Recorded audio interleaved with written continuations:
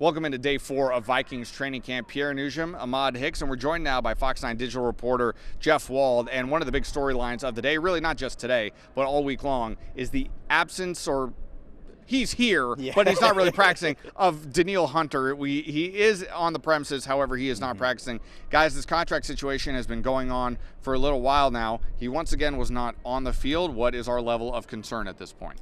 My concern is more so with the national report that came out today that teams are calling the Vikings about Danielle Hunter for possible trades. That's not new. We've heard about that all offseason. He missed the entire offseason, including the mandatory minicamp. Like we said, it's been one of the top storylines of this team all year.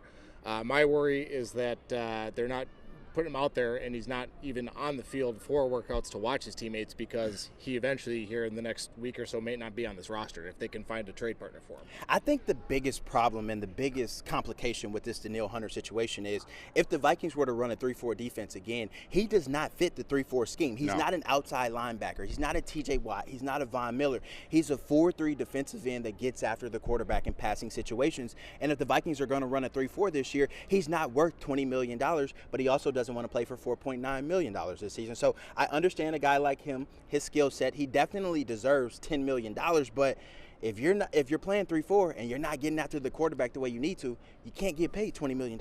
There's also an injury history that I think is kind of a little bit of the elephant in the room. How much term do you want to give Danielle Hunter when a guy has an injury history the way he has? It's not the exact same situation, but the situation reminds me a tad bit of Anthony Barr from a few years ago, who was also playing on the last year of his deal. We thought he might be trade bait for something. I understand it was a previous regime, but the similarities are there.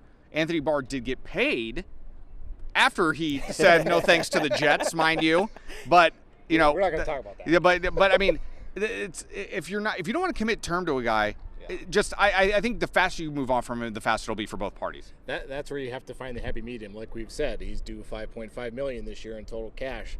He doesn't want to play for that little. He wants up to $20 million, which the Vikings simply can't. Not only are they not going to pay it, they can't afford to pay it. Exactly. You're talking about a guy who in 2020 missed the entire season with what Mike Zimmer called a tweak. Herniated disc in his neck, had surgery. Certainly not a tweak. The following year, he's 7 games in and tears his pec against the Indianapolis Colts, and that ended his 2021 season. Last year, his first fully healthy season since 2019, 10.5 sacks and 17 starts. He's proven with the numbers he's put on the field that he's one of the best edge rushers in the league when he's healthy. And you know what? Vikings head coach Kevin O'Connell had some choice words about Hunter today, and he says he wants to see him in purple. Let's see what else he had to say.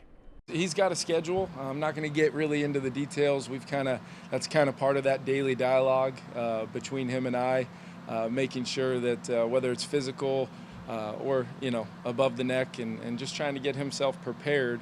As things we continue to kind of work towards that positive outcome, positive solution. Which, like I said, having him hopefully in 99 in purple would be my choice on that.